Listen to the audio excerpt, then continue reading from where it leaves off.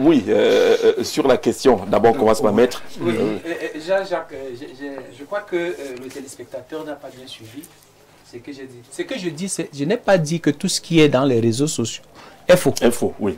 Mais je dis que tout ce qui est dans les réseaux sociaux n'est pas vrai.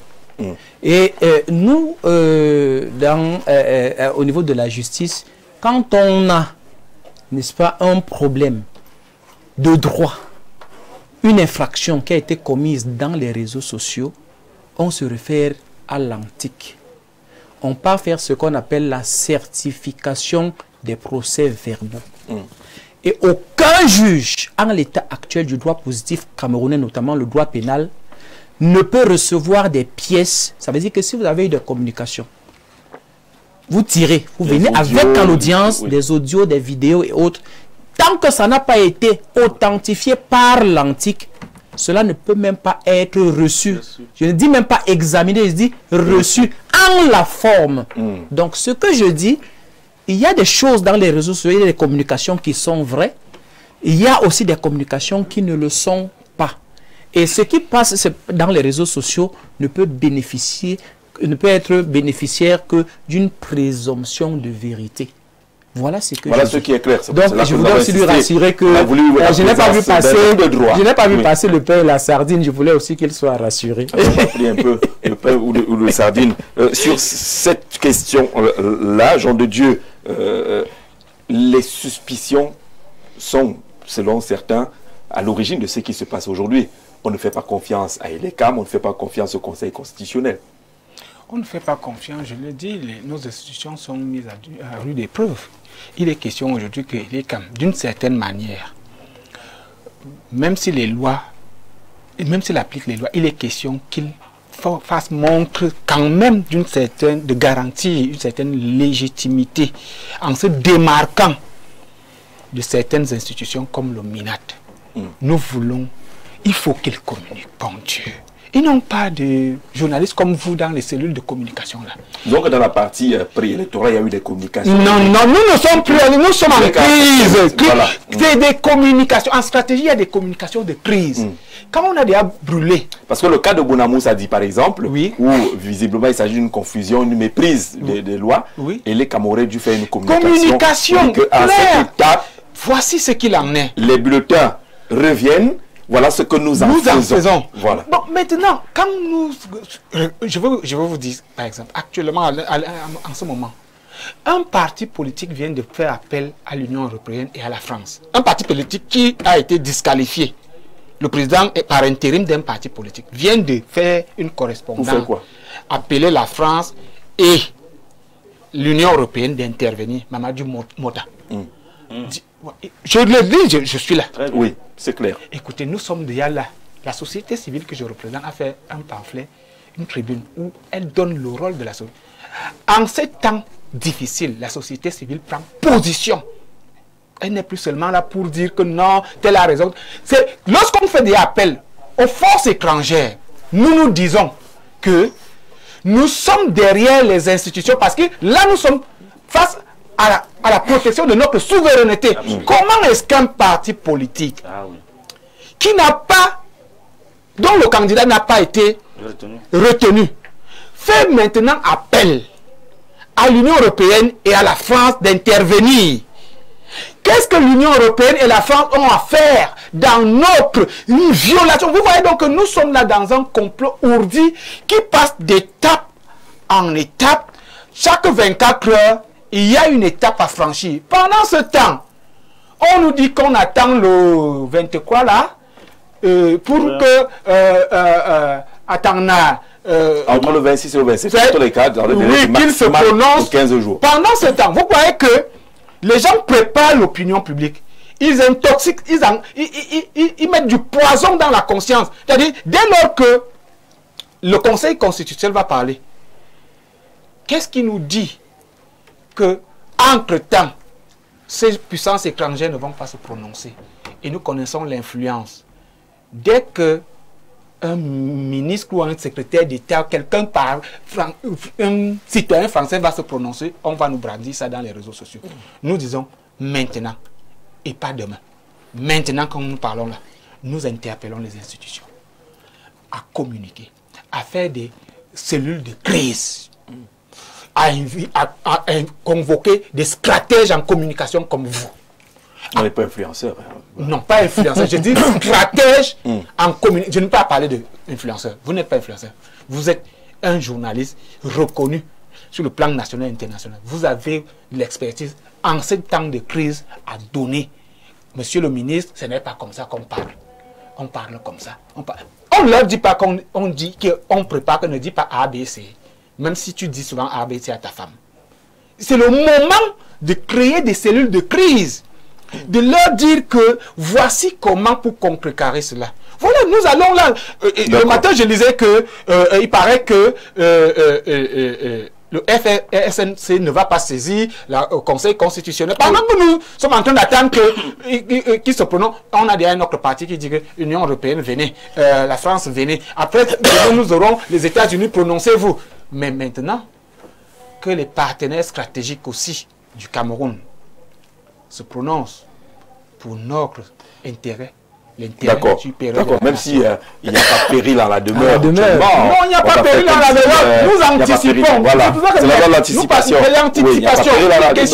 Et je crois que si de plus en plus on insiste sur la connaissance des lois qui encadrent l'élection, tout le monde souhaite qu'on arrive à l'informatisation. Nous n'y sommes pas encore. Maintenant, il faut bien faire avec ce qui est là pour le moment.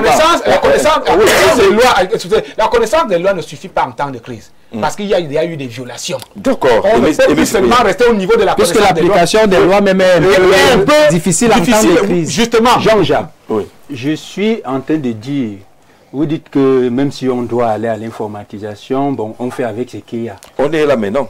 Je voudrais vous rappeler que ce qu'il y a est dénoncé depuis près de 18 ans. Parce que nous avons dit qu'on ne doit plus être à cette étape de l'époque de nos arrière et arrière-grands-parents. Nous avons dit qu'il faut moderniser. Et chaque fois que l'opposition a demandé à revisiter ce système électoral pour l'adapter, le moderniser, vous savez, c'est toujours le pouvoir qui a rejeté et qui a toutes les fois rejeté cette phase de modernisation. Mon frère de la société civile disait quelque chose de pertinent tout à l'heure. Comment on peut imaginer et comment Elecam ne peut pas être sujet à suspicion lorsque on a vu tout un ministre venir communiquer à la place d'Elecam pour dire tel candidat, tel ne sera pas candidat à la place d'Elecam. Et maintenant, quand il y a des soucis sur le plan électoral, Elecam, attendez, Elecam ne l'a pas mandaté. Non, mais ça démontre effectivement donc il y a des communication aux professionnels, aux experts. Voilà, c'est ça le problème. Que ce soit au niveau du MINAT, que ce soit au niveau de l'Écam, il faut qu'on laisse la communication entre les experts. Je vous assure, j'ai vu encore des extraits que des gens ont balancés où, je crois, le MINAT aurait, lors d'une conférence de presse, il disait qu'il connaît qui sera vainqueur. Vous voyez, c'est des choses qui attirent. Ce n'est pas sérieux, la confusion. Ça ne peut que susciter la confusion. Et ça démontre effectivement, que le système électoral n'est pas entre les mains de l'Écam. Que l'Écam est à la remorque du MINAT. Et ça, c'est dangereux. Nous devons, la révision du système électoral, que l'opposition appelle de tous ses voeux, depuis une quinzaine d'années, c'était justement l'initiative, le G7, ainsi de suite. Oui. Nous avons accompagné en tant qu'acteurs de cette affaire-là. Nous avons fait un certain nombre de projets. J'ai dit depuis pratiquement 20 ans.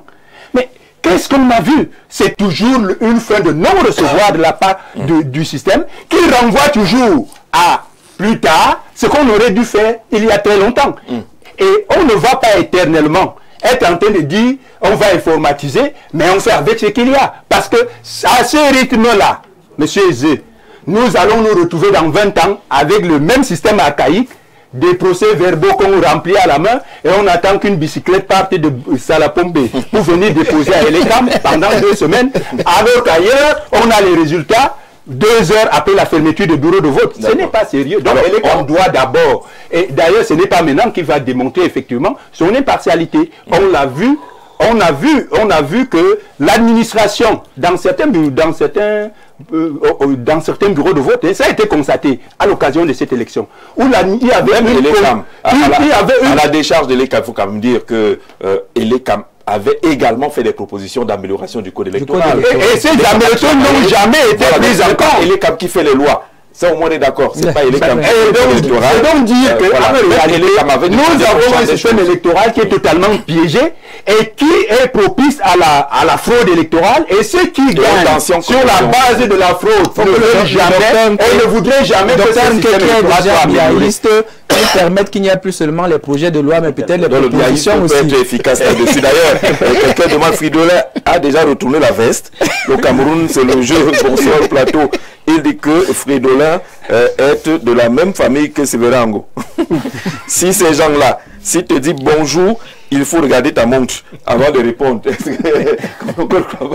Que Fridolin a retourné la veste et qu'il change régulièrement de position. La paix n'a pas de prix. C'est un peu long votre message. On va l'exploiter un peu plus tard. Vous parlez des réseaux sociaux quand la pression traditionnelle est manipulée par des gens qui veulent qu'on écoute ce qu'ils veulent et que nous ne sommes pas très d'accord. On va chercher une autre source d'information pour dire que les médias peut-être officiels et autres, ou les médias classiques ne disent pas ce qu'ils attendent forcément, ils vont chercher ailleurs. Bonsoir, monsieur Aimé Olinga parle avec beaucoup d'assurance un sujet qu'il maîtrise visiblement très peu. Il dit qu'on peut facilement savoir le lieu, la date d'une image, qu'une image a été prise par un téléphone. C'est pas totalement vrai, car il suffit de changer l'heure du téléphone et de désactiver la géolocalisation du téléphone.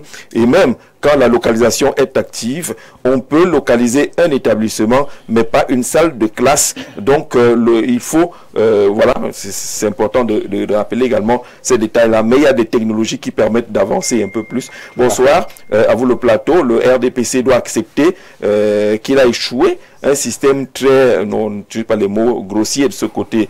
Marie, depuis Yassa, on attend les résultats, même si Fridolin a déjà dit que son candidat a gagné. Je pense pour ma part que les citoyens doivent être plus éduqués pour ne pas être manipulés.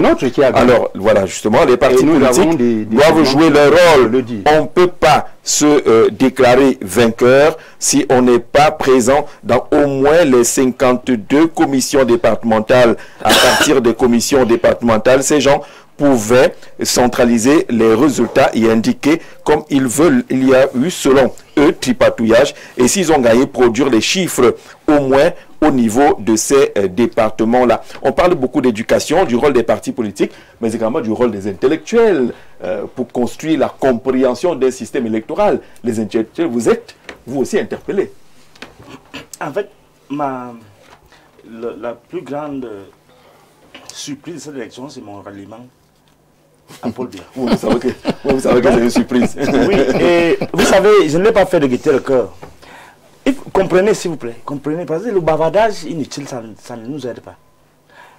Quand un type comme moi, je suis à 11 livres écrits, mon dernier livre, c'est L'Ange du chaos, un demi-siècle de saleté, de pillage et d'assassinat politique. Et c'est ce livre-là que j'ai retiré de la circulation la veille de cette élection. Pourquoi? Je dois vous dire d'abord, première chose, ouvrez vos oreilles, parce que quand on vous parle là, vous êtes toujours dans les choses. Moi, je suis un enseignant, donc quand on vous parle, il faut comprendre ce qu'on vous dit, pas ce qu'il y a dans votre tête. Je vous dis donc ce soir que ma détestation de ce régime, je déteste ce régime, je le déteste foncièrement. Oui. Mais ce n'est pas une raison pour que, lorsque ma responsabilité en tant que penseur, philosophe, est interpellée, c'est-à-dire la responsabilité, c'est quoi? C'est que vous devez comprendre ça. C'est nous, les penseurs, les philosophes, qui avons créé la République. Avec des valeurs précises. La haine n'est pas dedans. La rancune n'est pas dedans. La vengeance. La vengeance n'est pas dedans. Il y a un ensemble de valeurs qui constituent la République. La nôtre est constituée sur 3 piliers. Paix, travail, patrie. Lorsque je vois que ces 3 valeurs, dont je suis le théoricien, sont menacées, je prends le livre contre Biya, je mets le côté. Je défends les institutions. Vous pouvez dire ce que vous voulez, il m'a donné l'argent. D'abord, vous avez dit que j'ai pris 10 millions, c'est à Moblinga. Parce que vous direz que non, la veste n'est pas ça. D'ailleurs, je vais vous dire maintenant ce qu'ils m'ont donné. Comme vous voulez absolument. Vous avez donné dis-nous. Non, je vais vous dire, parce que vous voulez absolument. Je vais vous révéler donc en exclusivité qu'ils n'ont pas donné 10 millions. Ils m'ont pas donné 20 millions. Ils m'ont pas donné 100 millions. Parce que je suis allé les voir, que voici la situation. je ne fais pas ça pour vous. Parce que c'est que vous ne pouvez rien me faire. Et la première phrase que je leur ai dite, c'est que vous avez détruit ma vie. Vous avez détruit ma carrière. Et vous ne pouvez pas réparer ça. Mais je vous dis, ma responsabilité, Torah ne m'a pas laissé pour que je laisse mon pays comme il va déjà aller là. Où des gens font une guerre psychologique parce qu'ils veulent absolument le pouvoir. Ils veulent tous les pouvoirs. Je suis en devoir de mettre un terme à ça par la pensée. C'est mon. Il faut comprendre ça. Je viens de vous voir. Donc pour vous dire que, écoutez, combien? Moi, je veux organiser une conférence de presse. Laissez-moi parler. D'accord, allez-y. Je sais que vous allez continuer à... attendre le chiffre. Je veux...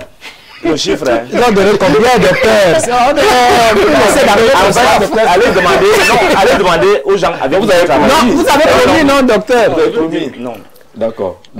Parce que je suis parmi les gens qui ont été surpris de non, écoutez, je suis parti chez moi, n'est-ce pas? Je leur ai parlé, quand on m'a dit qu'on veut me voir, je suis parti, je leur ai dit mes vérités. Et ils ont dit, bon, voici, moi j'ai... Ils me disent, bon, on a dit que vous avez écrit les livres contre nous. Où sont ces livres-là? J'ai dit, mais je n'ai pas amené, je ne savais pas que je vais vous rencontrer. Il dit, allez prendre vos livres. Vous ramenez les livres. J'ai ramené 7 livres. J'ai posé, on m'a dit, vraiment, dédicace, tu es ici, dédicace. J'ai dédicacé.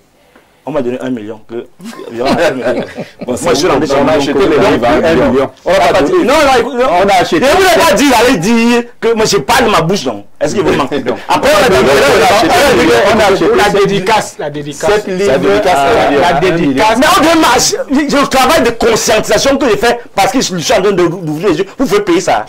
C'est grave. Non, nous comprenons donc pourquoi Paul Biya, selon vous. C'est pas ça. Vraiment, le babadère, ça ne sert à rien. Moi, j'ai refusé.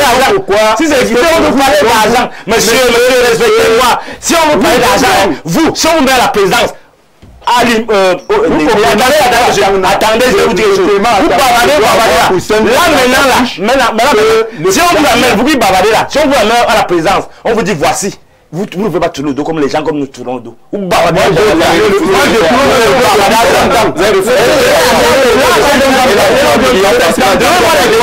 Donnez-moi les conditions pour que je revienne une conférence de presse pour qu'on l'explique aux Camerounais. Et ça, je le fais en toute transparence avec Bouba Ngom là. J'ai pas quelque chose, vous avez dit que j'ai... Bon, avec... Considérez qu'on m'a donné 100 millions, vous voyez. C'est même bien, si ça peut vous arranger. Mais alors, l'autre chose que je voulais dire, monsieur, c'est que nous sommes dans pleine guerre. Est-ce que vous avez vraiment compris d'abord? Et le 12 octobre dernier, au matin, j'ai pris une semaine pour écrire une tribune. Pour expliquer qu'on ne peut pas gouverner, laisser les gens gouverner par la fourberie. Donc je prends sur moi, j'ai expliqué ça bien. Les gens n'ont peut-être pas lu. Mais ils sont là seulement pour poser des questions. Allez lire ma page Facebook, Fridolin qui est officielle, le 12 octobre, je crois. Non, c'était le 10. D'accord, 2 jours avant l'élection. 2 jours avant les élections. J'ai expliqué les principes qui m'ont gouverné. Je n'ai pas besoin de vous faire plaisir, vous dire que j'ai pris l'argent. D'ailleurs, si on me donne, je prends. Mais ce n'est pas une... Ne me faites pas un procès d'intention. L'autre chose, c'est quoi? C'est que ceux qui diffusent, est-ce que je suis obligé de vous dire qu'on m'a donné 10 millions pour 1 million pour mes livres? Non. Je vous le dis parce que, comme vous aimez bavarder, je vous dis, à Chouka, j'ai mangé 1 million pour mes livres. Le produit de mon travail. Je passe des nuits blanches pendant, j'ai déjà 11 livres. On devait me donner 100 millions. Oui, oui. Moi, je suis d'accord. Ça aurait donc parti des raisons. J'ai dit que M. Chouka a déclaré. On n'a pas déterminé. Maintenant, je crois que vous voulez votre part. Je vais vous donner un peu. J'ai encore au moins 20 000 là. Je peux vous donner. Bon, alors, laissez-moi.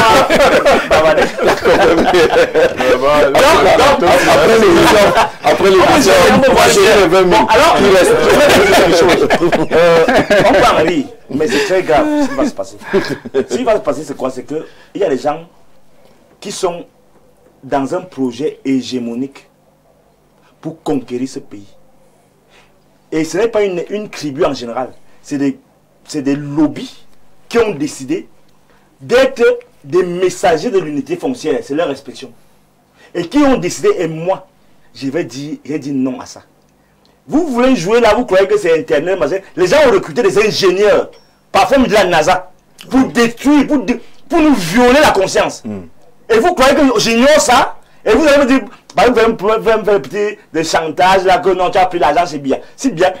Moi, je lui dis, donne-moi les moyens pour combattre ces gens-là. Je le dis en direct.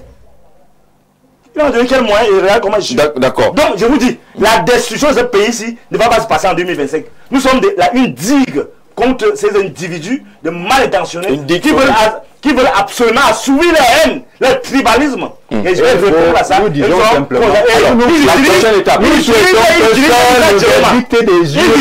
Issa Chiroma comme un cheval de Troie. Ça ne va pas marcher. Issa ne sera jamais président. D'accord. Il sera président. D'accord. La nouvelle étape, c'est la Commission nationale de recensement général des votes. On a vu dans la constitution de cette commission qu'il y a des partis politiques qui n'ont pas envoyé de représentants de ce côté-là.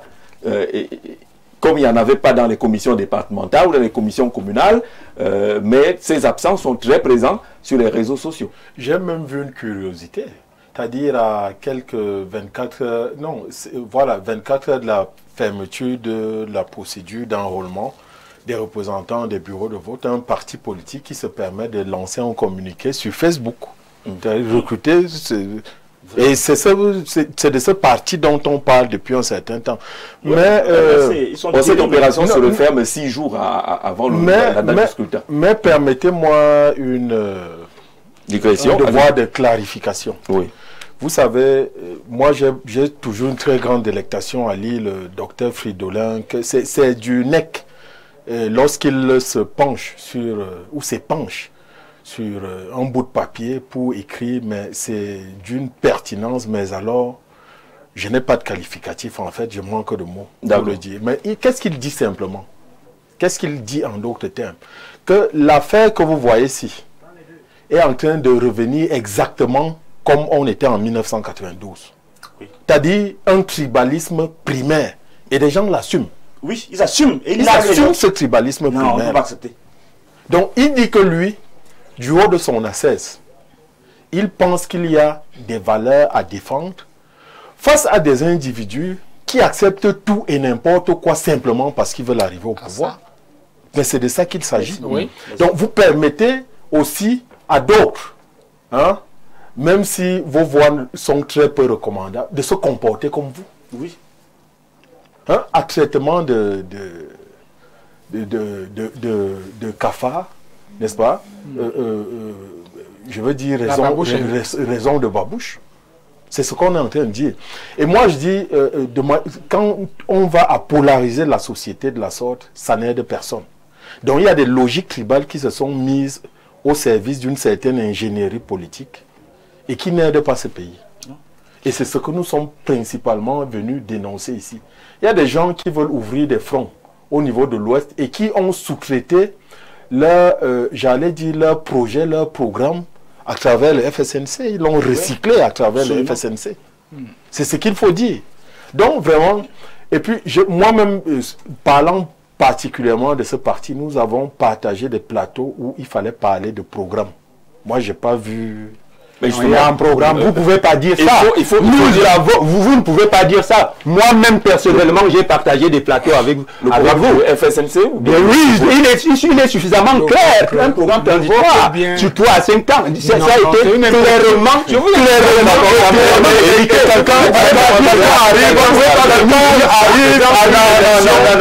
il a pour projet la contestation. Non, c'est pas ça le projet de transition. C'est pas ça le projet de transition de Chiroma. Que moi, ce que vous dites, on va l'empêcher. Non, c'est pas vous. Moi, je veux... C'est pas la décision, président. Oui. Je voudrais dire une chose qui est assez importante. Nous parlons des clés pour l'apaisement. Oui. Après les élections, il faut vraiment... Vous savez, la Bible dit que si l'arbre ne produit pas le fruit, il sèche. C'est le pasteur qui parle. C'est le pasteur qui parle. Il dit même que la branche qui a séché... Il sera coupé et jeté au feu. C'est Jésus qui le dit. Et nous parlons des solutions. Après, celui qui va gagner, il faut un grand ménage. Et si c'est le candidat, c'est mon candidat qui a gagné. Qui va gagner? Non, c'est l'autre qui va gagner. Les chiffres sont clairs. Non. Les chiffres sont clairs. Nous parlons de l'apaisement. On parle d'apaisement. Et nous sommes ici pour quel que soit le vainqueur. Quel que soit le vainqueur. Et si c'est le candidat de Fridolin. Sur quoi c'est le candidat de Fridolin? C'est bien mon candidat qui a gagné. Il va faire le ménage. Permettez-moi de vous dire. La société civile a une chose. La Bible dit encore que si c'est votre main droite, votre main, tu coupes. Est un problème. Pour entrer au paradis, tu coupes. Monsieur le Président, nous attendons que vous coupez, même si c'est votre pied, Oui, merci. votre bras. Oui. Nous attendons qu'il y ait une coupe drastique. On va demander Pour être d'accord, mais ce qui se passe aujourd'hui est le résultat quand même. Et c'est par là que nous commençons. C'est-à-dire 2 semaines avant, après, Il ne fera et les prestations de serment, pour apaiser cette colère. Parce qu'il faut dire une chose, il y a quand même un pan de colère. C'est le nom légitime. Monsieur Dia ne peut plus. Monsieur, moi je suis de la société civile. Je demande à ce qu'il a géré cette affaire avec ce pan de colère légitime pour l'apaisement. Après la prestation de serment, ce n'est pas le gouvernement qui va nous faire satisfaire. C'est que nous voulons voir des coupes drastiques. Si c'est le pied, coupé. D'accord. Marchez, manchot. Pourvu que les 7 ans à venir, vous gérez manchot. Avec un pied coupé, 2 mains coupées. Nous serons d'accord. On va vous soutenir avec les béquilles pour qu'il y ait un apaisement dans notre pays. Parce que avec 2 pieds, ne coupe pas. C'est avec un seul pied qu'il va couper. Non, le peuple va le soutenir. Qui que ce soit, nous attendons. Nous avons un programme de transition. C'est ça qui sera appliqué. D'accord. Transition ou pas, même dans la transition. Même dans la transition, il faut couper les pieds. On salue Marga Georges depuis la Guinée équatoriale et dit que c'est quel Cameroun vous voulez former et comment. En tout cas, gâtez votre Cameroun et je verrai où vous irez après. On vous salue là-bas. On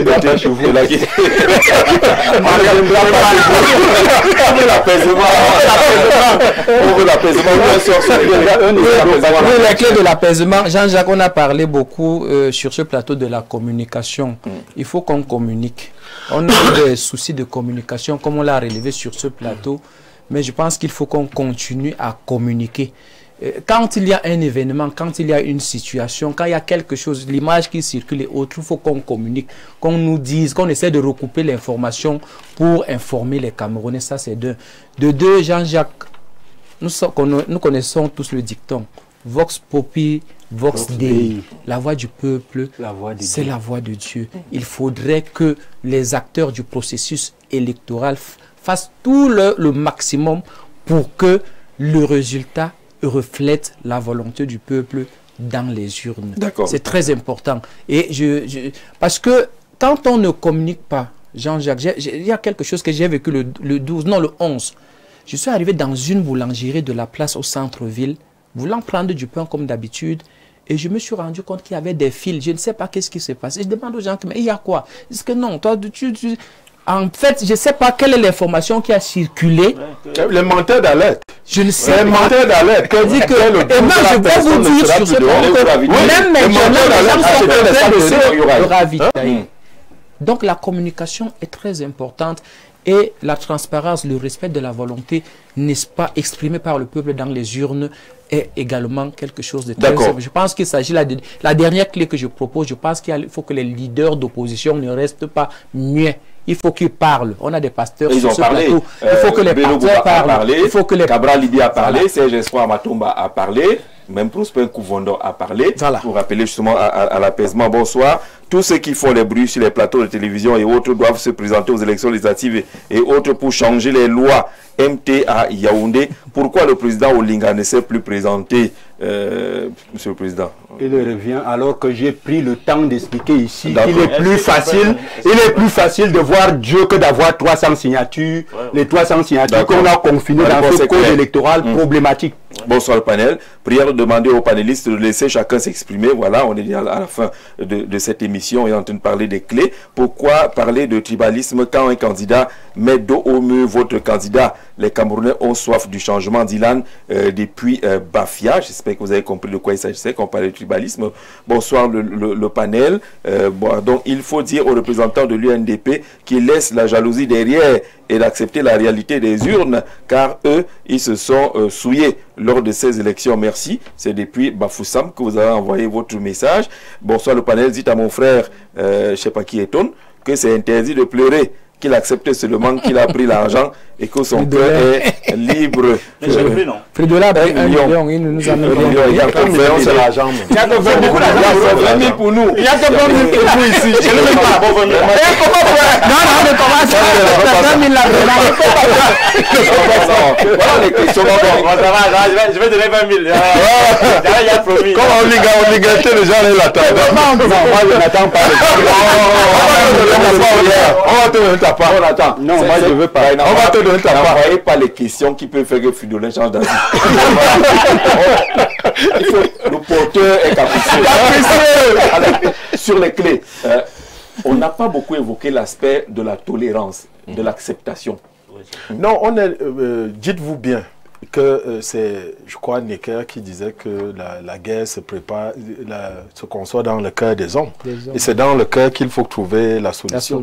Donc si on n'a pas désarmé les cœurs, vous pensez que vous allez dire quoi? Et nous sommes dans une situation où deux logiques se font face. Et ces logiques sont encadrées par des individus et qui sont déjà en train de s'affronter. Ne vous leurrez pas. L'affrontement, j'allais dire symbolique, nous avons quitté. Nous sommes déjà dans l'affrontement réel. Ce que vous voyez hier, par exemple, à l'ouest, ce que vous avez vu au littoral, c'est des éléments d'affrontement réel. C'est des camps véritablement qui se font face. Et je vous dis que nous sommes dans la tactique de cet affrontement. Les gens se mesurent, ils s'épient et on va voir qui va aller plus loin que l'autre, ainsi de suite. Bon, alors, moi, si j'avais une clé d'apaisement, j'allais leur dire, c'est vrai, et c'est ce que mon leader lui dit souvent, Bello Poupa. C'est vrai que ces institutions ne nous satisfont pas, mais nous, on a quand même réussi des petites avancées avec ces institutions-là. Hein? On a une région, on a une mairie de ville, on a 7 députés. Ce n'est toujours pas facile. Oui, mais lorsqu'on éprouve vraiment des institutions, on finit quand même par en sortir quelque chose que de se présenter à une élection avec pour projet une insurrection et la défiance des institutions. D'accord. Donc, moi, je crois que c'est une clé ce n'est pas de l'apaisement. J'espère que ce n'est pas le projet que vous... Le projet là, ce n'est pas le projet de notre candidat. D'accord. C'est moi qui ai la parole. C'est pas le projet de notre candidat. Voilà, je peux parler. Bon, je crois qu'il y a quelque chose de fondamental. On n'a plus qu'une seule minute. Je voulais d'abord dire au président de la République que nous avons besoin des moyens pour combattre ces radicaux, ces extrémistes. Je n'ai pas reçu les moyens, j'en ai besoin. Voilà, c'est clair. Voilà, c'est clair. C'est assumé. Et je vois votre activisme sur le net. Voilà, les gens ne travaillent. Monsieur le Président, je travaille, donc j'ai besoin de ma part. Bon, alors, l'autre chose, non moins sérieusement. Oui. Je voulais vous dire, messieurs les extrémistes, qui faites la guerre psychologique, le projet de immercisation et d'ensauvagement de la vie politique ne va pas réussir. Parce que nous sommes des soldats du bon sens et de la liberté de penser. Et la dernière chose, c'est quoi? C'est que j'ai dit au président Issa Tchiroma, n'aggravez pas votre cas. Restez tranquille dans votre défaite et laissez le président réparer ce qu'il a réparé. D'accord, on n'a pas encore de défaite. Il n'y a pas encore de défaite. D'accord, on est d'accord là-dessus. Il n'y a pas de victoire, il n'y a pas de défaite. Il n'y a pas de victoire. Mais je dis, quand on veut demander là, on demande simplement. C'est pas l'argent de prétexte qu'on peut combattre XY. Parce qu'à la fin, ce sera. Parce que il ne faut pas nous faire parler. La diaspora a donné l'argent à Tchiroma.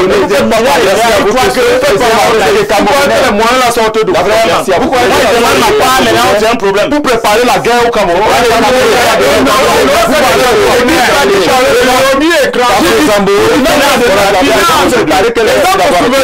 Qui est en jeu. Et je vais vous dire, on n'a pas les autres pour rien.